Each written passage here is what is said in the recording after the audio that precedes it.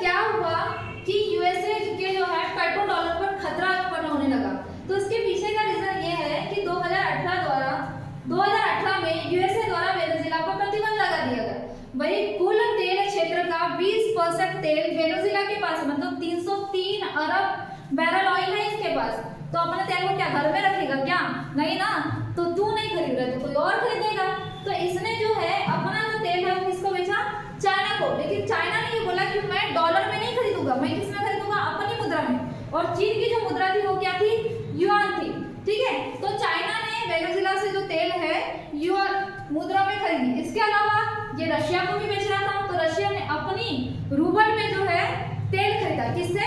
Venezuela से, है ना। तो दो चीजें पता चली कि चीन की जो मुद्रा है, जो करेंसी, वो युआन है और रूस की क्या है? रूबेल है। सभी मतलब कहना चाहिए कि ऐसा नहीं कि केवल वेनेजुएला की जो है स्थानीय मुद्रा में लेन देन कर रहा था तेल का, है ना। बहुत सारे जो तेल कंट्री थे ये चीज कर रहे थे, जैसे इराक, कराची, सऊदी अरब, कुवैत और क्यूबा। ये ऐसे देश है जो स्थानीय मुद्रा को बढ़ावा दे रहे थे। इसी कारण जो 2003 में ईरान में जो सद्दाम हुसैन था उसको अमेरिका द्वारा उसके खिलाफ कार्रवाई की गई थी, है ना। उसी के तहत अभी कराची वेनेजुएला पे की गई है। तो ये चीज हुआ कि भाई जो डॉलर पे जो है एक वैश्विक स्तर पर जो है खतरा बढ़ रहा था, है ना, क्योंकि जो तेल का व्यापार है वो स्थानीय मुद्रा में होने लगा। दूसरी ये चीज है कि अभी जो है नया कहना चाहिए क्या निकल गया आपका? ब्रिक्स। और ब्रिक्स देश क्या ऐसे देश है और कहा यह जाता है कि ब्रिक्स जितनी भी 100% जो अर्थव्यवस्था है उसका 37 से 40% अर्थव्यवस्था वो ब्रिक्स देशों के पास है। और बहुत सारे जो देश है वो ब्रिक्स से जुड़ना चाहते हैं। अभी माली में वेनेजुएला भी ब्रिक्स से जुड़ना चाहता था, उसके पहले ही अटैक कर दिया इसे, है ना। तो ब्रिक्स भी अपनी नई करेंसी लेके आ रहे हैं कि भाई हम भी जो है जो लेन देन है वो डॉलर की अपेक्षा किसमें करेंगे? स्थानीय मुद्रा में करेंगे, ताकि डॉलर पर जो निर्भरता है वो क्या हो सके? कम हो सके, है ना। ये चीज निकल गई। तीसरी ये चीज थी कि जो डॉलर का जो सिस्टम था, जो अंतरराष्ट्रीय भुगतान प्रणाली थी, वो थी स्विफ्ट। इस स्विफ्ट के स्थान पर चाइना ने इस भुगतान प्रणाली में CIPS सिस्टम लेके आया, जिसमें 185 देश के 4800 बैंक जोड़े गए थे। इसके 200 देश के 11000 बैंक थे और देखो इतने जल्दी कवर कर दिया कि 185 देश के 4800 बैंक जुड़ गए थे, है ना। कि भाई अगर आपको युआन में अगर लेन देन करना है तो आप ये CIPS बैंक के माध्यम से कीजिए, है ना। तो डॉलर की फिर जो है कहना चाहिए खतरा उत्पन्न हो गया था डॉलर पर। इसके अलावा ब्रिक्स देशों ने ब्रिक्स पे सिस्टम लेके आए। अगर स्थानीय मुद्रा में लेन देन करना है तो हम क्या लेके आएंगे?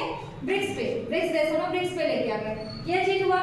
तीसरा ये चीज हुआ कि वैश्विक मुद्रा मतलब कि विदेशी मुद्रा भंडार में ऐसा कहा जाता है कि विदेशी मुद्रा भंडार में डॉलर की हिस्सेदारी 77% थी, जो घटकर कितनी हो गई? 57। मतलब कुल मिला के कितना परसेंट का लॉस हो गया उसको? 20%। वैश्विक मुद्रा मतलब अपने आप पे अगर वैश्विक स्तर पे देखा जाए तो एक विदेशी मुद्रा भंडार होता है ना। उस विदेशी मुद्रा भंडार में 77% जो है डॉलर रखा हुआ था। तो कुल मिला के इन सभी कारणों के कारण जो डॉलर की जो कीमत है वो धीरे धीरे क्या हो रही थी? कम हो रही थी, जो घटकर कितनी हो गई? विदेशी मुद्रा भंडार में 77 की अपेक्षा 57, मतलब 20% की गिरावट आ गई है।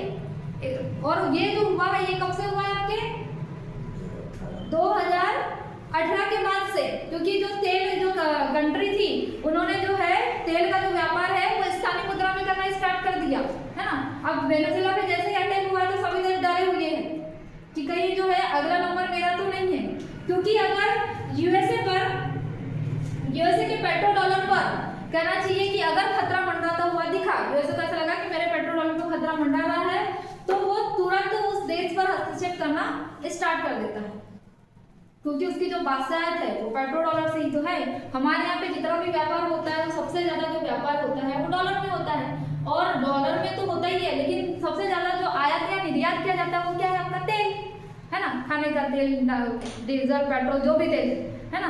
तो ये जो सब जितने भी प्रकार के जो जीवाश्म ईंधन है उसमें मुख्य रूप से अगर एक देश के पास जीवाश्म ईंधन नहीं रहेगा तो उसकी ऊर्जा का स्रोत नहीं होगा। जब ऊर्जा का स्रोत नहीं होगा तो उसकी जितनी भी फैक्ट्री है वो तो बंद पड़ी रहेगी ना।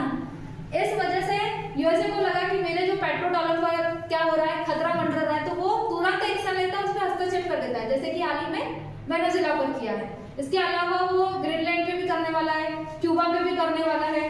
तो कुल मिलाकर